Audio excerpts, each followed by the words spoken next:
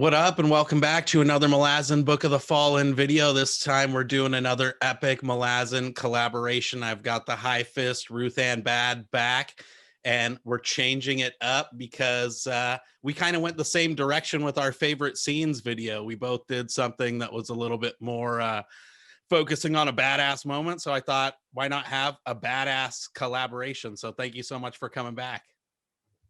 Always a pleasure, Iskar. So I thought maybe we could chat about the badass moments because, you know, as I said in my thing, I think it's easy to get carried away with all the cool stuff that's in there. But man, is there some serious badass moments? So I figured we could and spoilers all throughout all the books, obviously, to talk about the badass moments. Those are the big ones. But we could just go through like some of the really killer scenes from the books. And I thought since I started it, I want to get, and I laid my take out there, I want to get your take on how impressionable that Battle of Pale was, that first one that kind of hit you over the head, or at least it did for me. So the Battle of Pale is so important in the sense that it is what establishes for most of us that this series will have a huge amount of badass magic and fights, right? Because let's face it, even though I might sort of be pretentious and have a YouTube channel and all these sort of philosophical stuff, let's face it, right? 8 out of 10 readers, maybe 9 out of 10 readers get introduced to the series because they're looking for something badass, because that's what most epic fantasy is. I know very few people who entered the Malazan series because they were looking for something deep and meaningful and philosophical, right? That's something we sort of we embrace that as we become fans of the series, because let's face it, for most of us, this isn't really something that we go to the general genre to.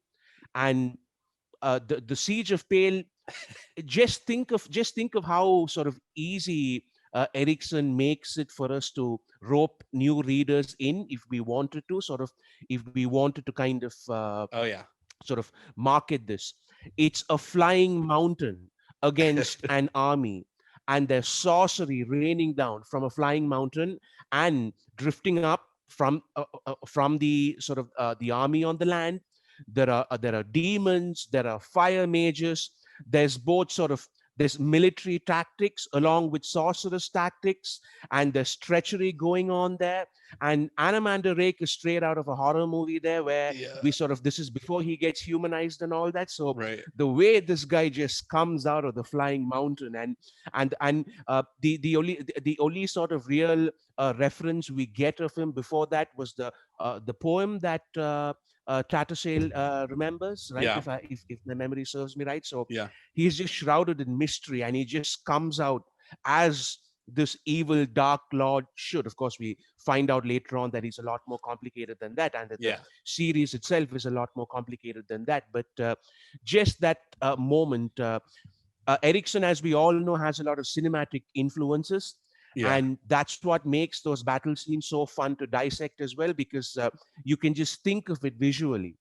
And the scene in your mind is not the scene in my mind, but you know that the scene in my mind is epic, and I know that the scene in your mind is epic.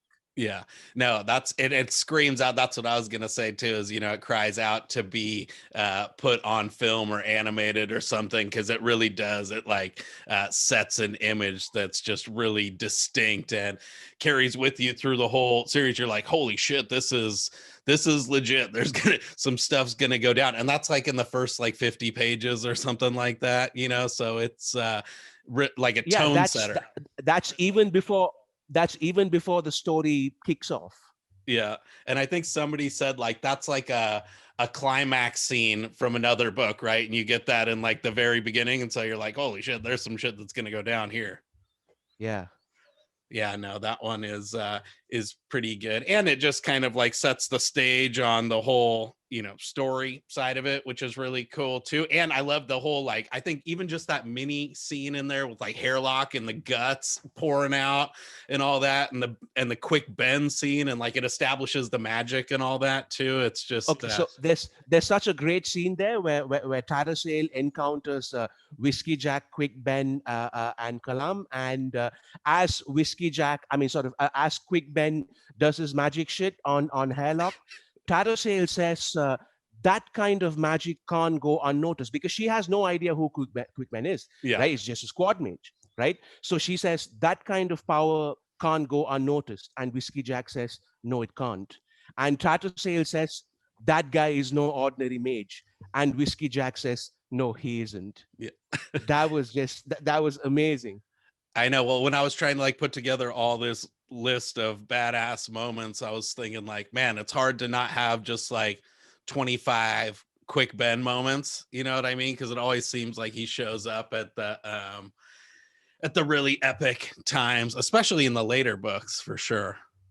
So I was going to say, especially in the earlier book, because my favorite sort of use of Quick Ben in the story was always in the earlier books, because in the earlier books he's all about outthinking the gods and sort of outwitting powers that are higher than him. There's no waves of sorcery that just strength. come out and yeah and just annihilate enemies, while in the later books he kind of starts resorting to that. So if you look at his clashes with the Dragon Sisters in Reaper's Gale, or even him helping Fiddler and Hedge against Silch's Ruin in the end of that book, Quick Ben doesn't really use his wits. He kind of just uses brute force sorcery. It's true. You know? Yeah, no, it's true. And I'm even like redoing my Memories of Ice now that you say that. And I love the part where he's like, I think like, oh, this is too much for like the army to take on. He's like, forget it. He's like, I'll deal with this whole like Crippled God stuff on my own. He's like, it's all good. I'll just do that myself. Memories of Ice is Quick Ben's best book. Yeah. If I could sort of, if my fictional hero was one character from one book, it would be Quick Ben with Memories of Ice. I mean, he is, when you think about it, he is the protagonist of that story, right? Because he's the one dealing with the ultimate level threat. He's the one that the gods are depending on to outwit the Crippled God. Even though conventionally he's sort of just a mage in that story, when you think about it, he is, in my mind, the quote unquote hero of Memories of Ice. Totally. And he's taking all these killer risks, and he's like making everyone his bitch, like Talmondes, and like recruiting all this help like from people, you know what I mean, who like begrudgingly or like have to follow his plan because he's the human, but he's the one who's got his shit together. And there's a great scene with Talamandas where Quick Ben is asleep, and he's just been ranting and raving for, it might have been 2 or 3 days or something like that. Yeah. And Talamandas is like, because we all know Quick Ben's a mysterious character, and Quick Ben must have revealed many, many different shades of his past in that fever dream rantings. And Talamandas is like, you are one messed up dude. You have this huge web that just spans everywhere. And even I, as an elder god, I have no idea what to make of this. But if there is someone who can sort of defeat the Crippled God, I have no doubt now that it's you, because you've just been ranting like a madman for the last 3 days, and you are so messed up and complex that you can just about beat the Crippled God. Yeah, no, freaking Quick Ben. He's a badass. What else from Gardens of the Moon? Did you have any other ones? That's obviously the stereotypical one. There's like some pretty badass stuff. I had like honorable mentions. No, please. Yeah, so my favorite bit in Gardens of the Moon in terms of sort of these badass scenes is the one where the Hound arrives, and kind of Hairlock and Tatasale are kind of waiting for for the sort of hound to arrive. Very tense. The suspense is off the chart, right? And Ericsson's prose, right? Sort of the canines of the hound being the size of the thumb, and sort Yeah. of it's sort of he kind of says it's the size of a pony, and sort of just the way Ericsson describes it gives us that real the horror. I always like to think of many of these things as Ericsson using horror movie influences and things like that, and Yeah. that's just such a suspenseful visceral scene where the hound's about to arrive, and we know Hairlock's there, we know Tattlesail's there, and wow, great It scene. it conjures like the Ghostbusters 1 vibes for me, where Sigourney Weaver turns into that big old gnarly dog and tries to eat Rick Moranis. So I'm with you. That's a good one. I did not even think about that one. Yeah, I thought like when Rake kills those Hounds of Shadows, he cut through those pretty easy. That was a pretty good one from Gardens of the Moon, but nothing really rises to the level, I think, after that of because quick unless you throw in another Quick Ben one, right? When he busts out those 7 Warrens at the end, and that ends up like really impressing the witch from the mage cabal, right? Darudin, I think is her name. And she's like, holy cow, this like guy is badass. You know what I mean? Like he definitely has some establishing street cred moments or whatever. But nothing really rises to the Battle of Pale, I think. No, and in fact, even if you think about the sort of the climax of Gardens of the Moon, I guess it was intentionally meant to be anticlimactic. I Right. guess Erickson was kind of, since he said he's tried to dismantle fantasy tropes with that, I think sort of his intention was to give us a bit of a, because if you think about it, that big raced Anamander Rake sort of showdown never happens. Yeah. Rake faces off against some Galen demon lord whom we never Right. hear about again. I mean, what was the deal with that, right? We do see the demon pearl inside sort of Dragnipur later on, but Yep. that Galen demon lord that Anamander Rake slays, we never see that demon lord inside Dragnipur or anywhere else again, even though even Anamander Rake says this will be close, right? Yeah. So this demon lord is sort of close to Rake in power, but we never hear about it again. And at that time, we know nothing about the Azath houses either. So even the way Race kinds of gets bound by the Azath house just seems like this Deus Ex Machina that makes no sense. Yeah. He's like, oh, okay, so you got eaten by a tree. All right. Then yeah. Yeah. So no, yeah.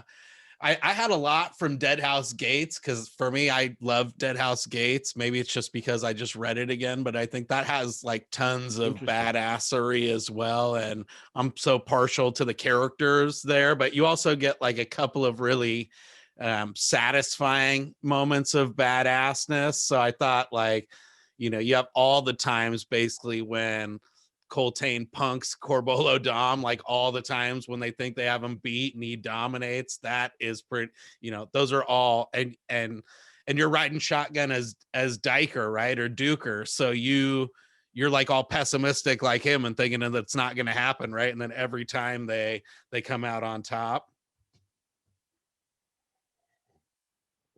And Deadhouse Gates, I would say, in terms of being able to follow battle tactics and war tactics, Deadhouse Gates is one of the strongest in all 10, as in sort of just the chain of dog sequence and that entire sort of almost every military sort of endeavor of Coltane, right? That entire sort of series of battles and stuff, we yeah. get a really good sense of what's going on.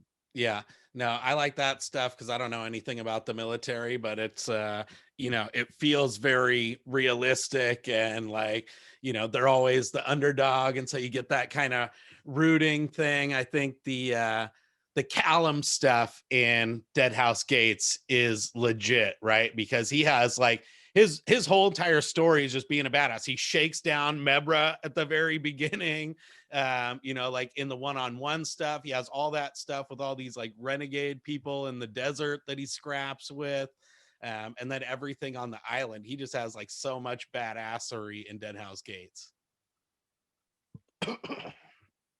Yeah, and that was really important for him because in the first book Quick Ben really overshadows him, and kind of he seems to be this competent assassin who's but he's still mortal, while Quick Ben can do a lot of sort of supernatural shit, right? But in Deadhouse Gates, we get to see personally what a badass sort of Kalam is, and we get to see why he's a worthy sort of companion.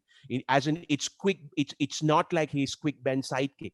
He's an equal partner in his own way, and sort of we see this, of course, in many of the later books. But Deadhouse Gates is because if you think about it, he gets punked out in that entire book just once. Yeah. There is just one instance in that book where he looks kind of weak.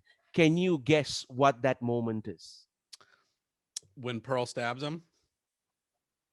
No, because that was still treachery. He kind of still got outwitted. I'm talking about just physically outclassed. There's just one instance. Oh, I remember. And it's when Karsa creeps up on him, right? Well, this is why you are the premier Malazan YouTube channel, Iskar. Absolutely right.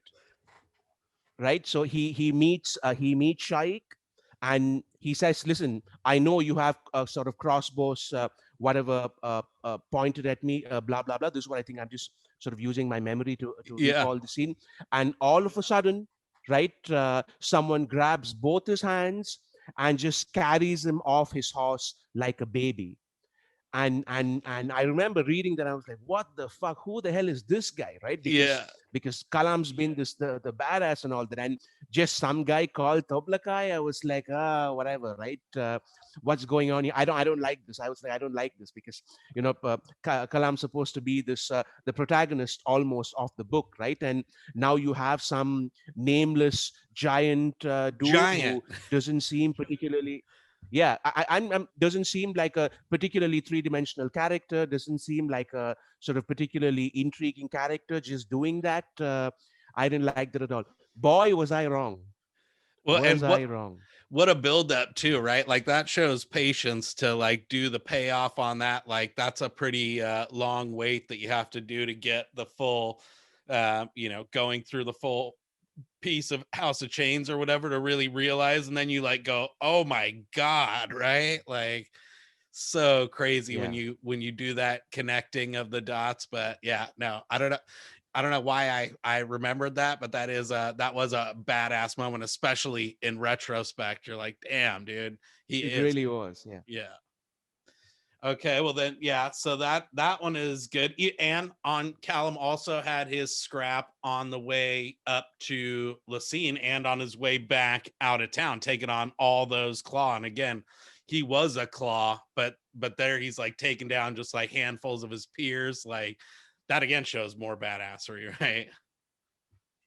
Yeah, yeah. I mean, the end of the Bonehunters with sort of his rampage through all those guys. That has to be. I mean, I feel like such a fool, because in my Malazan reader tag video, I said that was really reminiscent of my teenage years reading Robert Ludlum and Tom Clancy, and I Yeah. even kind of condescendingly said, "Oh, but does this mean Erickson is paying homage to Robert Ludlum?" Of course not, right? Because I thought it was inconceivable that Erickson, and then later on in that brilliant video that Erickson, AP, and Philip were in, Yeah. Erickson just casually says, "Oh yeah, I'm a big fan of Robert Ludlum and Tom Clancy and all that." And I was like, this is what I get for sort of trying to read in too much. Yeah, exactly. Well, there you go. See, so you're on the nose more than you think. You guys are like kindred spirits on that stuff. We'll have to at Yeah, the yeah. Listen. He got kicked out of a Sanskrit class. So did I once. So there's another similarity between us. yeah, exactly. So it's we'll have lots to discuss over our first beer at the first Malazcon, maybe. What other Deadhouse Gates should I throw out mine? Because I have a Mappo. Well, I have a lot of Mappo ones that I think are cool, where he's like using So his club. yeah, I was just gonna say the path of hands and the entire sort of convergence there with the army of Soul Taken just coming in. That is even though Deadhouse Gates is not a book that I've sort of reread as many as some of the other books, Yeah. that is a part that I can always revisit.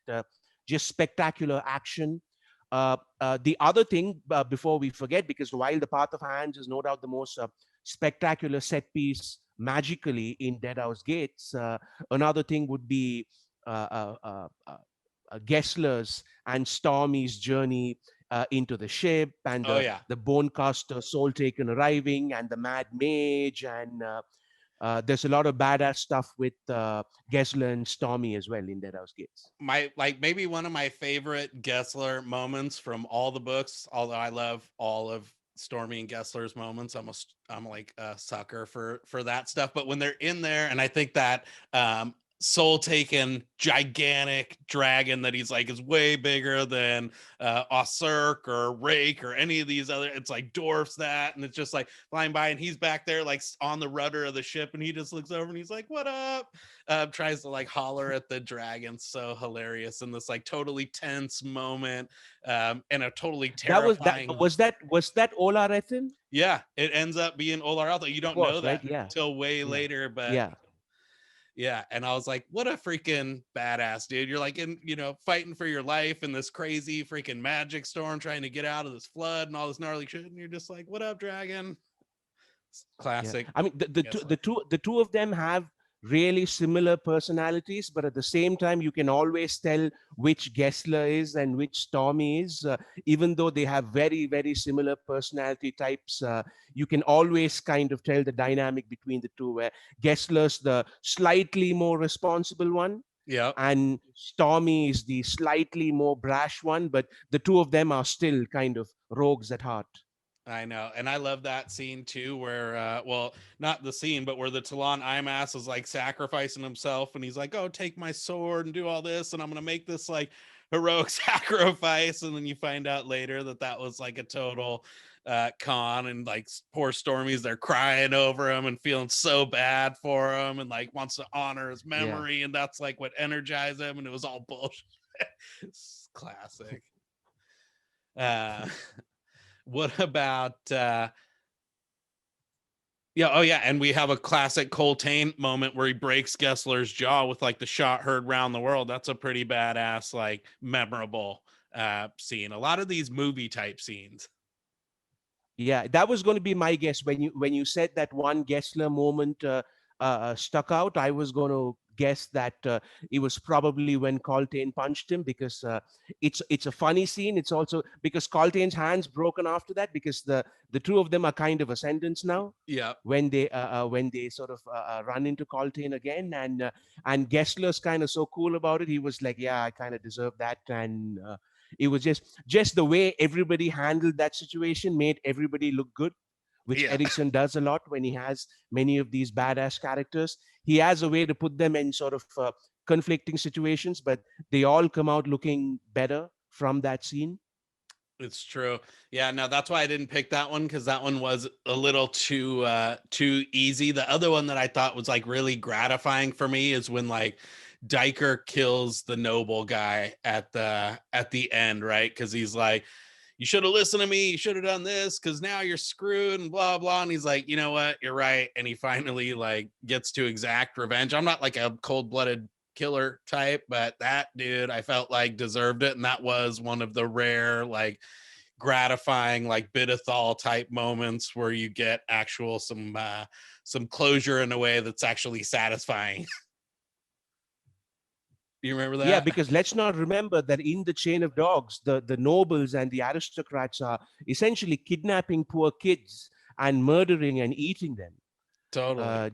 During the chain of dogs, there's all kinds of unbelievable sort of horrors happening, perpetrated by the royals and the sort of the nobles on the sort of the low tier refugees, which is again very interesting, and maybe I'll do a video on that another day. But when you look at refugee populations, you often see that even among the exodus, the rich among them always exploit the poor among them. So even in that desperate mass of refugees, there's exploitation going on.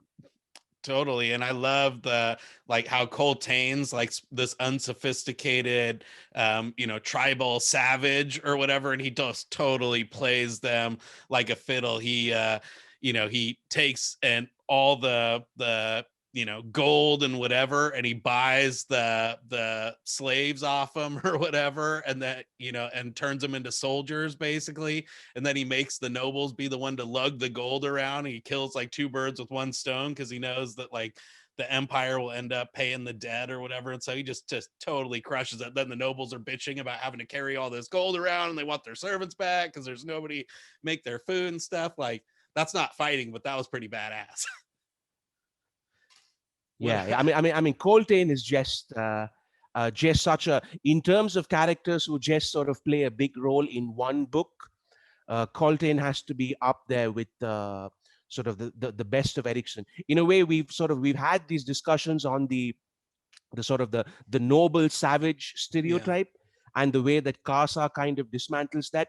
Coltrane is what people think the noble savage is, and Casa is what the savage actually is, because Coltrane's kind of more of a sort of Native American inspired tribal leader sort of guy, which is how I always imagined Coltrane. Yeah, while Casa's like an actual savage. Yeah, totally. He's like the Conan the Barbarian, like big old meaty giant dude. Yeah. So even within these sort of supposed savages, from the viewpoint of industrialized, civilized societies, you can have a Coltrane and you can have a Casa as well. Yeah. No. Well, I didn't want to make it all the best moments of Deadhouse Gates. Should we go on to Memories of Ice? I already know you're a big fan of the quick bend Korbal Broach. Yeah, I mean that has to be my favorite scene in sort of in any book, to be honest. Just the exchange between the two and the cinematic nature of it. My God, I could talk about that scene all day, right? It's just so, and I'm glad to sort of I was glad to read Erikson's comment that he was inspired by a Roger Corman movie, that it was inspired by this low budget horror movie, which I think makes it even more cool, right? Because it really drives home the different inspirations that Erikson takes, and how that kind of works into the overall way that he puts these stories together. That is such an incredible scene. I can talk about that scene all year long. I know, and that's one I can actually like aspire to. Like, can we crowdsource some kind of like an animation or something of that scene? Because it's not that long, and just to have that short little like, or someone make a comic book out of it or something, because it's like that is just screaming out for it. It's like, you should have saved up. I did. That's bad. Yeah. I think Erikson has mentioned in some interview that somebody contacted him about a graphic novel version of the Bauchelain novellas or something like that. So if that kind of gets worked out well, I guess we can hopefully expect things like this. And that's the real problem with animating or sort of a cinematic version of the Malazan books, right? Because there are some scenes that lend so well towards a cinematic and visual representation, while there are other things which would actually be very difficult for us to kind of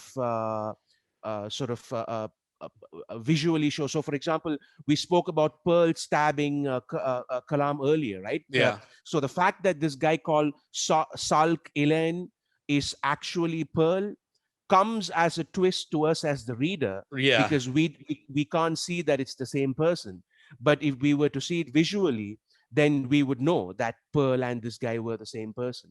Totally. Yeah. And it would have to be shot in a way, or they would just have to take it out or something where, it'd be hard to maintain. And there are so many moments like that in the series, where Iskar shows up, and then Iskar shows up in book 6 again, but we find out only in book 7 that Tom, who was sort of all along with us, coming along with us in book 6, was Iskar from book 2. Yep. Yeah. Now, like Traveler and Darcy, for example. Yeah, right. Yeah, that's not gonna work out too well. I don't know how you would do it. Plus, you would have to cut so much, or they would really have to chop it up. There would be a lot of pissed off people, no matter which way you did it, to be able to do it realistically. But if you had somebody with a boatload of money and they were willing to just do it book by book, you could do it. You could do a faithful one, and it'd be Pretty dope. What about Calor and Orphantal? In that's another just badass like movie ish scene where like, you know, he comes in as a dragon and then they scrap him up and Calor ends up like beating the ass of this dragon.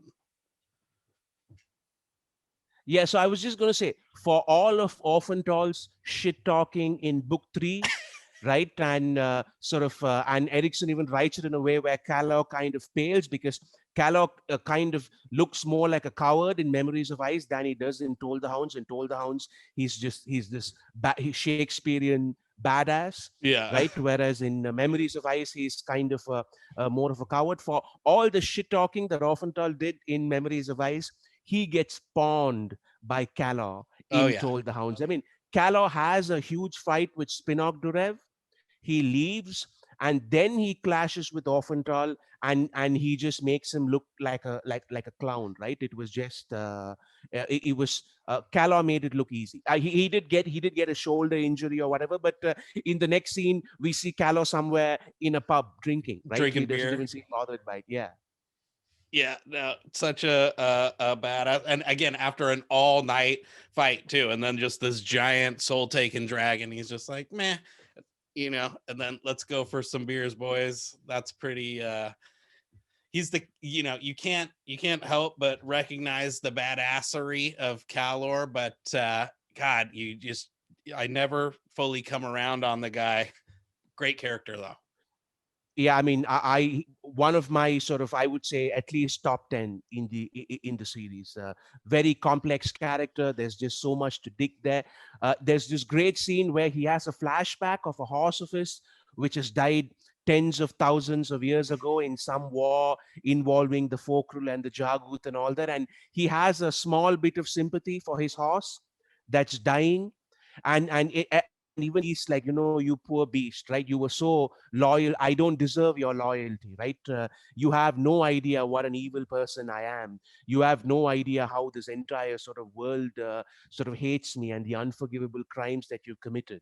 And here you are in your last moments, and you're still loyal to me. He remembers the horse's name, and it's a really small scene, but Yeah. it's one of Calor's best scenes. Yeah, and you're like, oh my gosh, like what a like halfway decent guy. Like, man, this guy's been through a lot, right? And then he like gets on that boat and he like feeds half the crew to like the other half of each other, and then it's like, and then you're like, oh yeah, Calor.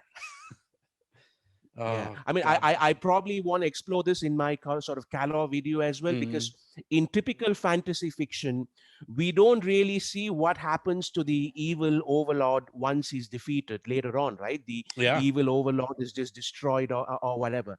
Calor is an example of this evil overlord who was once the evil overlord, but now he's just walking the face of the earth with no place to go. And he was once sort of a Sauron, Thanos type megalomaniacal threat. And now he's just bored of it. His story's over. And he just walks the earth with no fate. So that's something we don't really see in fantasy fiction. So what happens to do they go into retirement? What does evil overlord retirement look like? that's funny. This is what it looks like. That's hilarious. I never thought of that.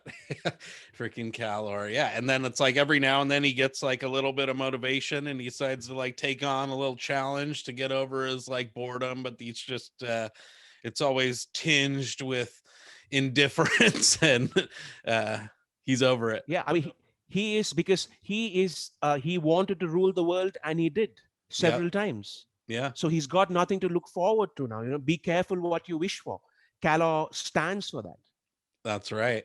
Yeah, and I love how like there's so many you know, it's like if it, in some ways Calor is like the kind of the long run kind of thing that glues all the different components together, because it's all, you know, the crippled god, and he was the motivation for that, right? He's the motivation even for like some of the more here and now like motivations of the characters with like Whiskey Jack and what Corlac goes to do, and all that stuff is kind of, you know, he's connected to all of it. Yeah, I mean, you could argue that if a Brandon Sanderson or a Joe Abercrombie or a Robert Jordan, you could argue that if those guys were to have their versions of the Malazan Book of the Fallen, you would argue that with their writing style, Scala would be the actual sort of the big threat. Yeah. Yeah, no, definitely. Other well, one I had from House of Chains that I was gonna throw out and see what you thought, which is kind of like a reverse badass moment, but which is Onrak and the Hounds of Darkness. Like that was a pretty badass moment for the wrong reasons, right? Or at least for me, that was like a subversion of expectations. He's like, we're gonna bust these things out and F these things up, and totally gets dominated. Yeah, I was just going to say, as in if we're going to count someone just getting humiliated in a fight as a badass moment, then yes, this is certainly one of the most badass moments. And if I remember right, Trull even says, "Don't do it," right? Don't Yeah. do it. And Onrak's like, "Oh, I'm He's like, Onrak, right? I got this. I'm whatever." Yeah, yeah, yeah. I mean, and listen, Onrak, I guess, becomes a sort of more a more humane character, or even a more sort of grounded character through his friendship with Trull. But at this point, it's like, oh, I will face them. And when you think about it now, these are the Hounds of Darkness. I mean, Yeah. my God, you and your entire sort of remember when the Bonecasters and the other Aimas joined them later on, Yeah. right? Maybe that group, maybe that entire group with a Bonecaster and Trull, who's kind of fought with Icarium and sort of all those guys before, right? Maybe as a group you would have some chance, but Onrak, you are called Onrak the Broken for a reason, because there are a few things broken up here for sure. Yeah, no, and he pays the price, and it's just so quick too, and just like you said, humiliating. They just like bend him over the barrel and spank him a million times in front of all of his homies. It's hilarious. And what, Yeah. also what a sign of, dude, how what a badass Karsa is, right? Then Elis comes along and totally destroys those things, and he's like, yeah, I'm gonna drag him around and parade him around for the whole world to see, so that everyone's just like, here I am. Yeah, I mean, in terms of just power scaling, right? If we were to do that, which we obviously shouldn't for serious literature, but since we're having fun here, so let's just have some fun with it. So just think about power scaling. So I remember Kalam unleashes a whole bunch of demons, right? One of those demons kills like 500 soldiers in 50 seconds or something, Yeah. right? Each of these demons can kill about 10 armed soldiers in 1 second, spread out. 10 Right. armed soldiers. That's how powerful these demons are. Those demons then fight the two Hounds of Shadow, and the two Hounds of Shadow drive those demons away. These demons that can just race through an army get chased away by two Hounds Yeah. of Shadow. And Kasa then humiliates the Hounds of Shadow, right? And just the way, once Insane. again, the way it's written, where it's just carnage at Shaik's camp, and there are so many different things going on, and the two Hounds just walk, and they're like these sort of monsters once again from a monster movie, and all of a sudden they stop.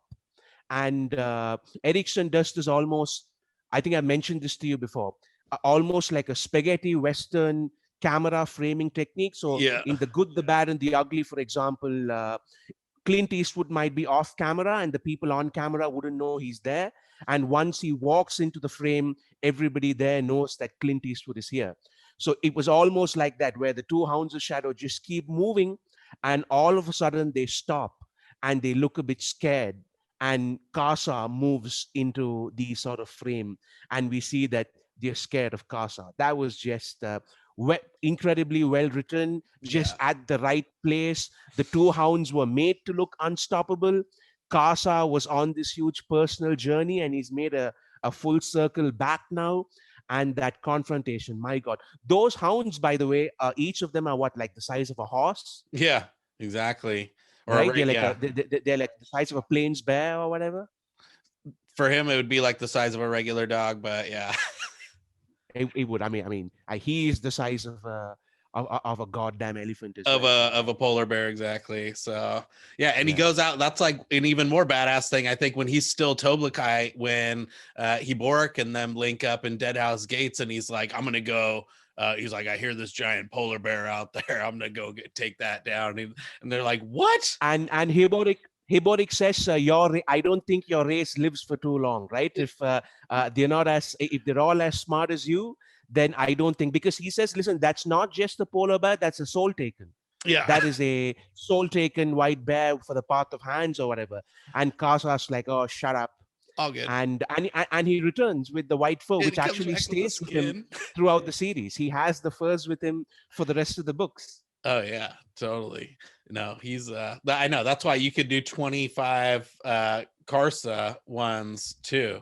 What about Midnight Tides when Breeze Bedick? This has to be like one of the most classic moments of like epic, like I think for the tournament, right? Like people are discounting Bryce or Breeze because that when he takes on Rulad, that is just straight up skill. That's a badass. It is, and it's also testament to sort of how sort of smart he is in terms of he knows exactly how this guy has to be taken out. And I always wondered why no one else repeated that, because yes, Rulad's pretty strong, blah blah blah, but now you have a way, you've been shown the way to defeat this guy, right? But I guess there are a lot of other complex things sort of going on as well. Yeah, I did like that. I did like that scene a lot. I like the confrontation a lot.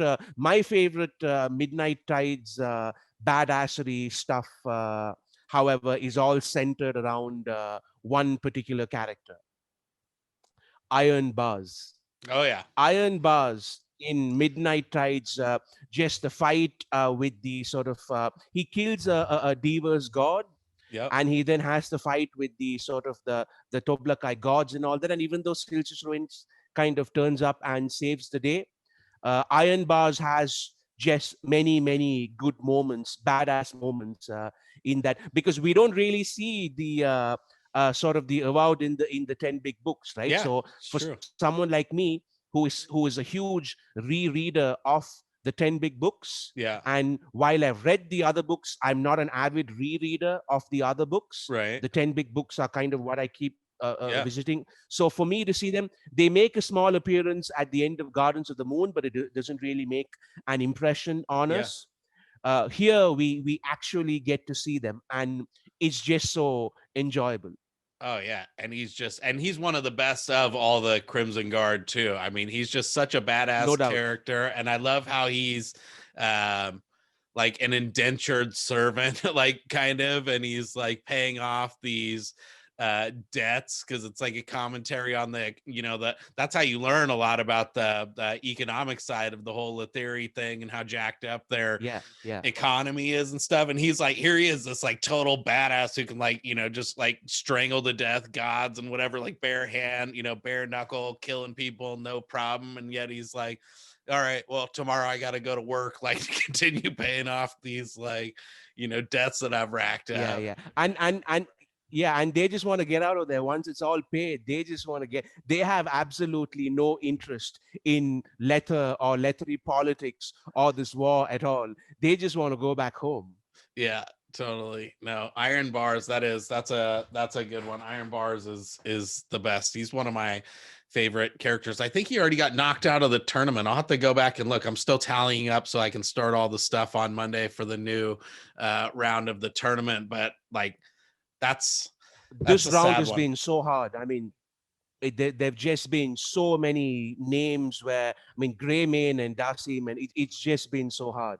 I know. Well, dude, that's why the Sweet 16 is going to be gnarly, because now it collapses down and it's like we're getting into the thick of it. It's going to be, we could potentially get a rematch like of Rake versus Desem, which is one of those kind of iconic badass moments. I know you're kind of a naysayer on the badassness of that moment, but that's a classic badass one. It is a badass move. There's absolutely no doubt about it. It's just that it kind of the build up to it was good, because I always say that the final act in Toll the Hounds is probably my favorite sequence in any of the 10 books. So Yeah. I've always been pretty much very sort of complimentary of Toll the Hounds. It's just the rationale and what it tells us about the character and all that, which I'm not the biggest fan of, right? Because once again, I've never said Rake is a bad character. I've just said Rake is an overrated character. But even there, I mean, look at what he does to poor Dasim there, right? I mean, Dasim's a broken man, Dude. right? Because of this engineered conflict where Rake was intending to die all along. I know, totally. And he like, I don't know. I think the plausibility side, you're like, he maybe had to make Decem think he had to work for it a little bit, because he wouldn't just cut somebody down who was just standing there. But the whole fingerprint argument, or just like, why didn't he just hit himself up?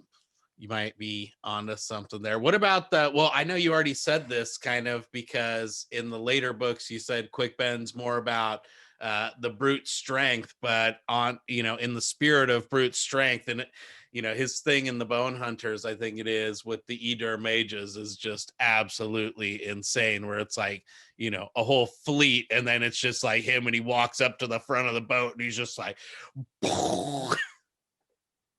So that's probably his last moment of real cunning on a big scale.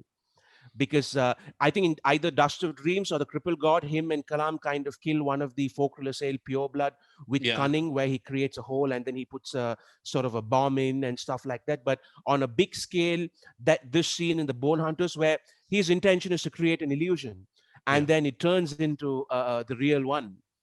That was just sort of, and because he actually has two big moments in the Bonehunters, that is one of them. And a little after that is the fight with Icarium. A little after that is when Shadow Throne kind of because, and then you find out at the end of the Bonehunters that Shadow Throne was also expecting Quick Ben to summon Teshren, Yeah. right? Because Teshren and Quick Ben meet a little before that. And whatever agreement was reached between the two of them, it was that Quick Ben could summon Teshren whenever he wanted, because Trull even asks Cotillion later, right? Why did you bring this human wizard in? And Cotillion was like, because it was our last resort, right? He was our last guy. Yeah. And Trull is like, so what happened if he fell? And Cotillion was like, then it would be my turn, right? After Quick Ben, that's it. Yeah. Cotillion now has to jump into battle with Icarium himself. Yeah. So, but there in the sort of the Icarium fight, I found a little more sort of interesting, because Quick Ben after that is when the whole brute force thing starts. So there is a certain consistency there. This whole idea of the waves of sorcery first comes in that encounter with Icarium. And after that is when he's just blasting everybody like he's from a comic book. Yeah, exactly. He's like, holy shit, I can just blow stuff up. This is pretty badass. Yeah. It does seem like he like kind of learns that he's like more and more mastering his power over time, it seems like, which is kind of strange if you think he's got like a really deep, long history, and then he has just like all of a sudden this little growth spurt of accelerated learning. But it does seem like he becomes more and more of a badass. Yeah. Can I just point out a quick bridge burner badass scene? It's not a battle scene, but it's one of my favorite bridge burner scenes. It is the flashback in Raraku. So there's a young fiddler, there's a young hedge. Whiskey Jack is kind of, I guess, middle-aged or whatever at this point, and Dazim's been he sent a Whiskey Jack out into this desert to this day we don't really know what the entire story there was. Right, so they are there to pursue this one mage, and Whiskey Jack seems to tell Rake that he was just a kind of middling mage with a mid-level reputation. We find out in the later books that it's not true, so maybe even Whiskey Jack had no idea, right, that he was ruled the root before that, blah blah blah. Yeah. And what happens is, so there's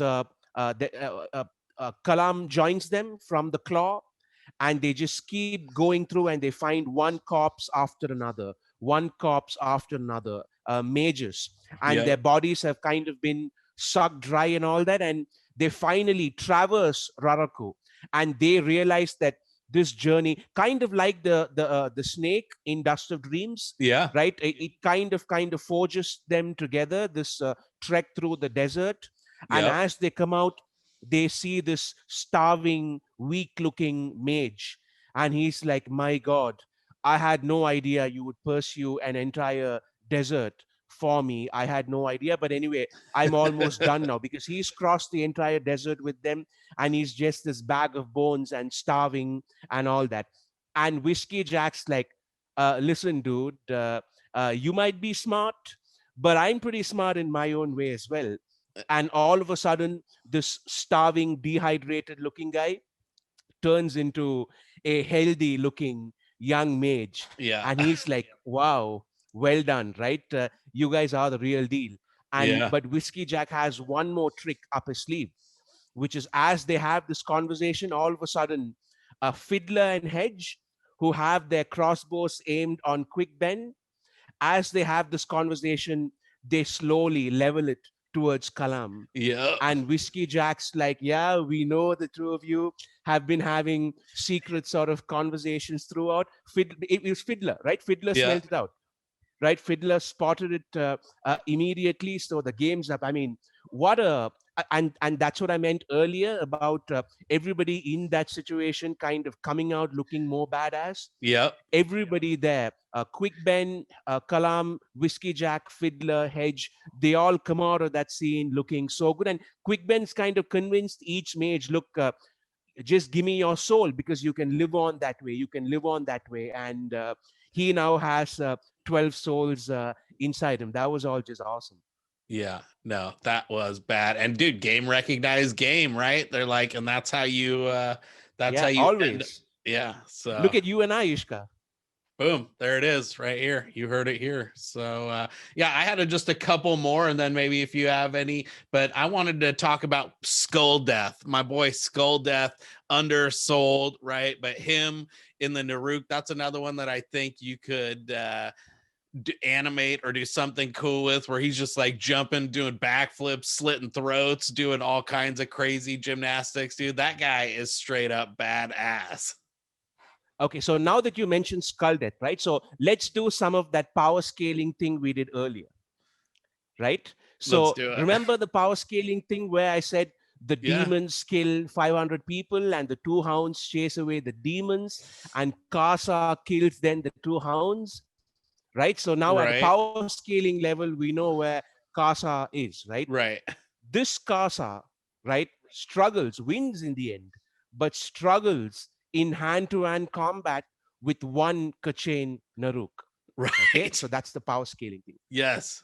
Skull Death runs through so many Naruk in battle, right, that everybody's lost count. I mean, because I think he has a couple of notches and sort of for each kill and all that, and they give him some random number. Yeah. But someone mentions later that's just the number that they saw, Yeah. right? That this guy was just whirling all over the place. He's got this really unconventional desert way of fighting with two blades as well. Yeah. There's a great scene in Reaper's Gale where he kind of jumps over a whole bunch of Tirur and just slices all of them up. At that Yeah. time, we had no idea it would turn out to be Skull Death and all that, but my God, just I remember the big video that you guys did with you and Andy and Philip Yeah. and Alan and all that, where Andy was like, "There's a well-known bisexual soldier in the Malazan army," and it was like, "Listen, his name is Skull Death." Yeah. And you will remember his name. Oh yes, dude. He's one of my favorite characters. I'm like, it's an absolute crime. I think he's out of the tournament, and I think he lost to somebody that was I don't think he should have lost to anybody. That guy is just death personified. So I'm Yeah, big yeah. big skull death. He's the only guy that we've seen where the entire sort of Bonehunter clique clearly acknowledges him as their standout fighter. Yeah. And he doesn't even care. You know what I mean? He's just such a personality wise. He's like, he's so funny. He's a prince. Yeah. And he's just like, he's a desert prince, and he doesn't really care about it. He's just a foot soldier with these guys. yeah. Totally. He's like, oh, it's cool. He's just looking for a homie.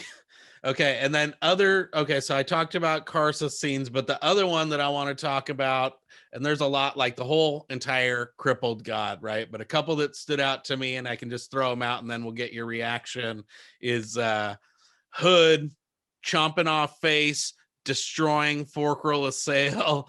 And then the other one for me is like, and also because it's just so impactful for the people in the books, is Yadan on the shore, and people are like, there's no way it's just one guy out there. You know what I mean? Those two for me are some of the best in terms of epic badassery.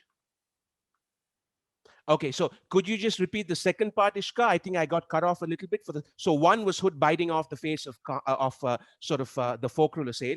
Yep, Serenity, and then sister, number sister, two whatever it is Yadan Derrig, the Watch on the shore.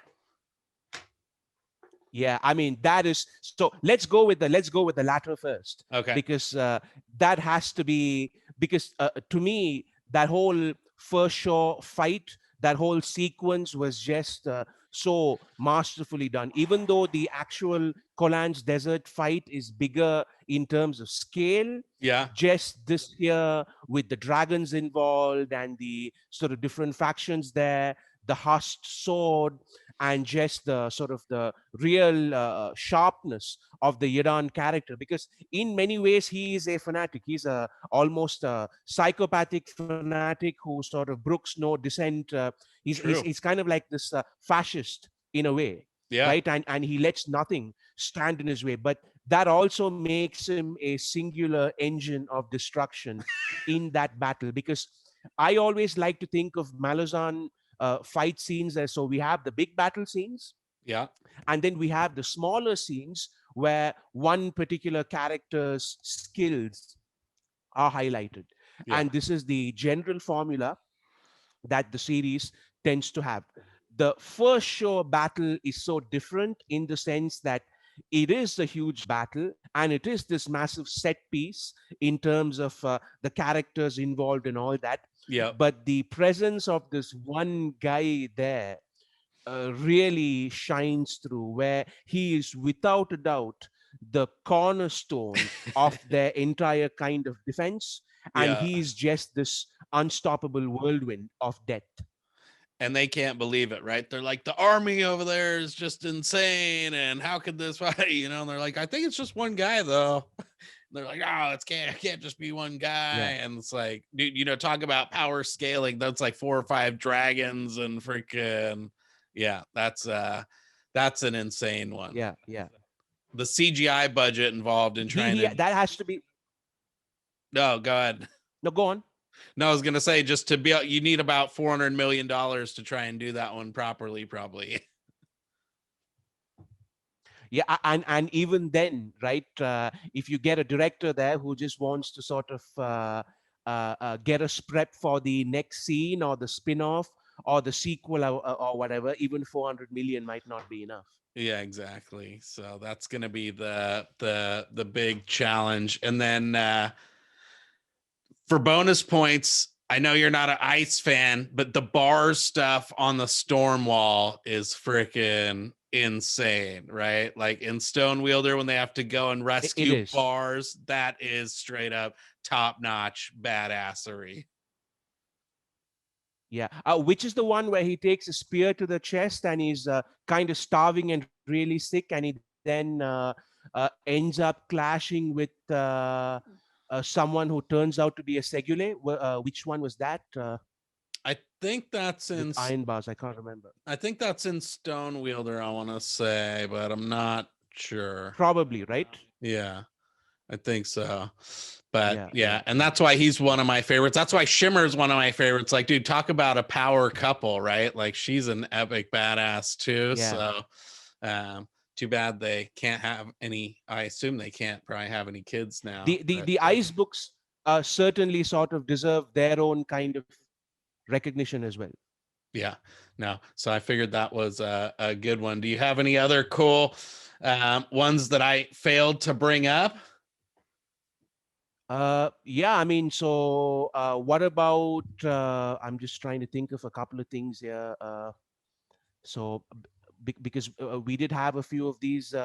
There's a short sort of encounter between Kasa and Icarium that goes nowhere, but the build up to that confrontation was just excellently done. Because if you think about it, you would expect Kasa to be the one who picks a fight and Yeah, Icarium to be the one who's like, no, I just want to be left alone. But it's almost flipped here where these guys are like, sorry, we can't let you pass. And Kasa's like, if you want to fight me, right, you can fight me. And Kasa's and Rulad's final gladiatorial battle, I think we need to mention that in terms of true. especially fight scenes as well, because once again, it goes in a completely different direction, right? Because Kasa kind of just humiliates him because Rulad at this point has become so strong that he can sort of defeat almost anybody, Yeah, and Kasa still manages to once again just embarrass him totally. and just chops his shoulder off, so it's no longer connected to the sword. And there are just so many things that I wish I mentioned about that fight in my own video, Uh-huh. that because there are just endless layers that you can keep kind of unpacking, right? It's just a shame. What else? The sort of I like the scene where uh, Gurul attacks the Bol brothers and Mapo and Gruntle, Oh yeah. and the Bol brothers just go Bol brother on Gurul, right? Yeah, yeah. Mapo is a non-factor in that fight. Even he says he smashed Gurul as hard as he could, and there was absolutely no Nothing. impact, right? Yeah. And these two clowns, right, just go in and start beating the shit out of him. Of course, one of them dies for it, but Yeah. which also once again shows you how strong the Bol brothers are Yeah. in terms of sort of, I guess, not just magical immunity, but physical fighting prowess as well. Because many people assume that the Bol brothers are just about magic immunity, but that's not the case at all. Even in terms of physical scrap, these guys are extremely strong. Oh yeah. No, and I think they kind of like, well, they don't get enough love because they're kind of a comic relief element too, but they have a freaking they're straight, they go through some scrap. Even just being an employee or being a shareholder or whatever on the Trigel trade guild is no joke. You gotta be pretty hardcore for that kind of job. That's like the deadliest catch equivalent of like living in our world, right? Is like the deadliest job alive, probably. Yeah, and in the Bonehunters as well, the Trigod Trade Guild, going through whatever it was, Hood's Warren, or they run into the throne, and that's when we see that there seems to be a dead Jagut sitting on the sort of the throne of death, and it's like, Yeah. whoa, what? Yeah. And then you start piecing it together. So was Hood like a Jagut? What the fuck is going on here? All of that was just, and once again, it's the Trigol Trade Guild that we follow, sort of when he gets in there. And there's that great moment they have in book 2 Yeah. where he just turns up out of nowhere and he's like, yeah, hey, here are a couple of bombs, here's some dynamite. Here's all your cussers that we dug up out of the street back in Darujistan. Yeah, Yeah. that was pretty pimp, just as in the nick of time. That would be like a cool way to actually do a show, right? Like you could make it like a Trigal Trade Guild show, and then you could have them like kind of it would be like a Quantum Leap type of show or something like that, where they like beam into all these different segments of the books, right, and just show up, and then they're kind of like part of that story for that episode. That might be an idea. Yeah, and the central character could just be either a hapless guy for comic effect, Yeah, or a really competent badass for badassery. exactly. So no, I think that's an option. Joyful Union was also another really badass moment, right? Where the two scorpions detached. That was like a stupid, frivolous, but like that was a pretty sick little swindling. And I just, it's again captures the spirit of the soldiers and all that. Yeah, I mean, everything that just captures the banter between these guys and the vibe between these guys and all that, all of that just works. I think it's another scene in Dusted Dreams where they're about to do the Deck of Dragons reading, Yeah. and all the other sort of bone hunters are off doing their own thing as well. What's the necromancer's name? He has all these things that come to life when the Deck of Dragon. This is the beginning of Dusted Dreams, right? I I can't. don't know. Is his Yeah. name Dead Smell? Dead Smell, Dead smell. Yeah. right? Yeah, yeah. So I love. Yeah, yeah. I love all those sort of camaraderie moments between the Yeah. Bone Hunters and the Bridge Burners. And they, yeah, like I'm in the beginning, like we're at the card table bit in Memories of Ice for my videos for that, and I just love that because Fiddler's gone and they're trying to figure out how to get the hustle going again with Spindle, you know, the one doing the reading instead of Fiddler, and they're gonna make all this money, then they like Yeah. lose money, and they're like in the middle of this super tense like you know, diplomatic summit basically, and they're like stealing furniture and fucking, you know, playing card games and stuff like that. It's pretty hilarious. That's the essence of the bridge burner. So What well, about some of the sort of one-on-one fights? Which would you say are some of your favorite one-on-one fights? I like, you know, I'm partial maybe because I'm on Memories of Ice, but I like the mock tool scrap. I love that you know, Mock had second thoughts and he's like a total badass. But, you know, like I just read that piece the other day when I was making some notes where he beats through rule, I think, the second one, the middle one of the three that they're with. And he's like, yeah, he's like, I haven't had like such a worthy opponent in ages. And Mock goes to like square up with him. And he's like, it was even harder because I had to like use the flat of my blade or whatever. Yeah. And then Mock's like, oh shit. That is a pretty badass one-on-one. I think the other one where the guy who's the retired Segula takes on Rilandaris, that's pretty badass. Rel, I think, is his name. Oh, yeah, yeah, yeah, yeah. And Li Hang, that was a pretty badass fight. Trying to think. Those are two really standout ones for me. What about you? There's a I would say one of my favorites is sort of anything between sort of a mage and anyone else.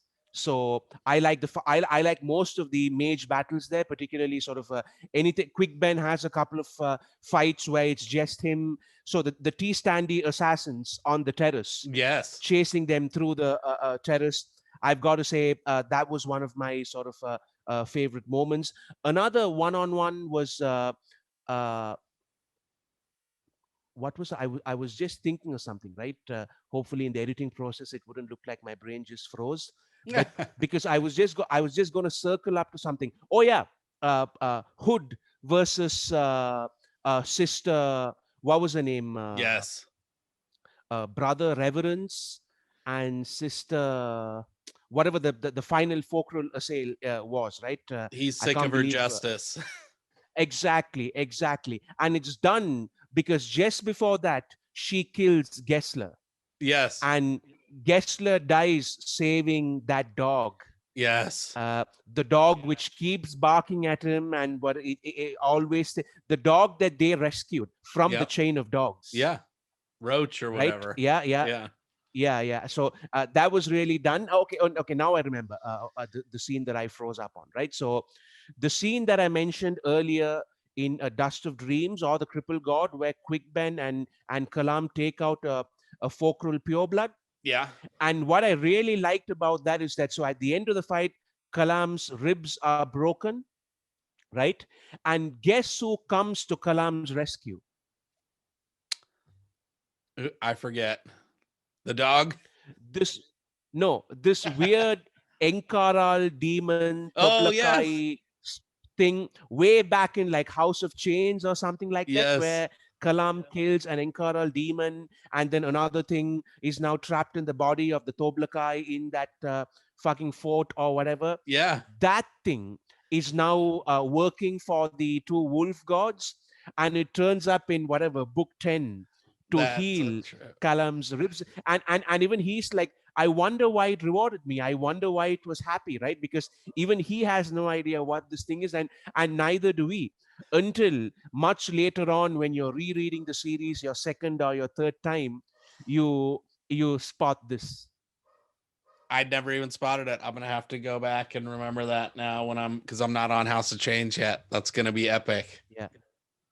Or God. the scene where we finally see that Bug Ismail, and Yeah. he kills the people who've beaten up Tehol, and he Oh sends yeah. one of those guys into the bottom of the sea, which is weird because in Memories of Ice, and you will encounter this as you go through your read through, they find a T-Stirur body in the ocean, in the bottom of a cliff in the ocean. And Quick Ben's like, a T-Stirur? Why is a T-Stirur here? What the fuck? And Quick Ben and Paran even have a conversation about it, and you have no idea what the deal is.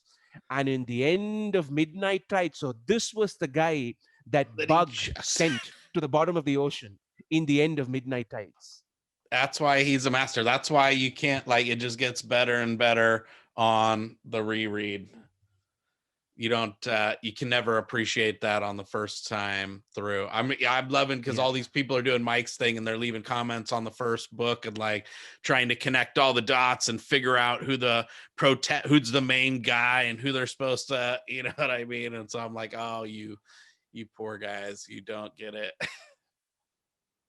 I mean, but it's almost like watching people eating sushi or live squid or whatever the first time, Yeah. where you know that there's either going to be a really visceral, nauseous reaction, or they're just going to love it.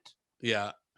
I'm surprised everyone seems to be liking it too, but I think all this badass stuff helps. So I think this is like, celebrating the badass stuff is a good thing because there's many layers to these books and you can enjoy them on every possible level. So Yeah. I mean, and we've not even touched on some of the big things. I mean, the Folklore Assail coming out in Midnight Tides out of that destroyed town with Trull and Rulard and the demon twins sort of getting ready to fight them, and there are these crows that just scatter, and from the midst of that comes this tall spectral Folklore Assail, and those two demon twins then later on turn up in Reaper's Gale, where they're farmers or whatever, yeah, and they just get blown up, which is another small reference that comes later on.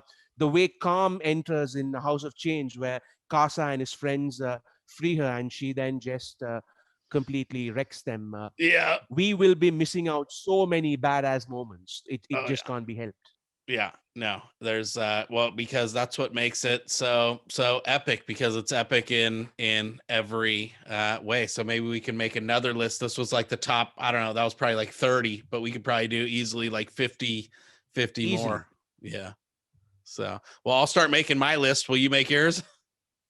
Let me see, right? So I've got to make sure that whatever I touch on has to be sort of different from what the rest of us would do as well. So that's the great thing with badass moments as well. Each of us have our own tastes, and let me see the kind of stuff that you make, and I will try to sort of differentiate myself from that. Okay, You're cool. always the trendsetter, Iskar. Yeah, exactly. Well, I didn't become Mr. Lasers and Fireballs on accident. So Exactly. You got to work for it. exactly. So well, hey, thank you so much for coming on. This was so much fun. We'll make it a date for next time, and we'll talk even more badass moments, and tell them where they can find your channel. It's Ruthan Bad on YouTube. I guess I'll link it down below, and we can Thank have you. them Yeah, like and that's it. subscribe. Ruthan Bad. Yep. All right, man. Well, hey, thank you guys so much for watching. Hope you liked it. Hopefully we spoiled all the delicious goodies, but let us know what your favorite moments are, and maybe we chat about those on the next one too. So yeah, thanks so much. Like, subscribe, all that goodness, and happy reading.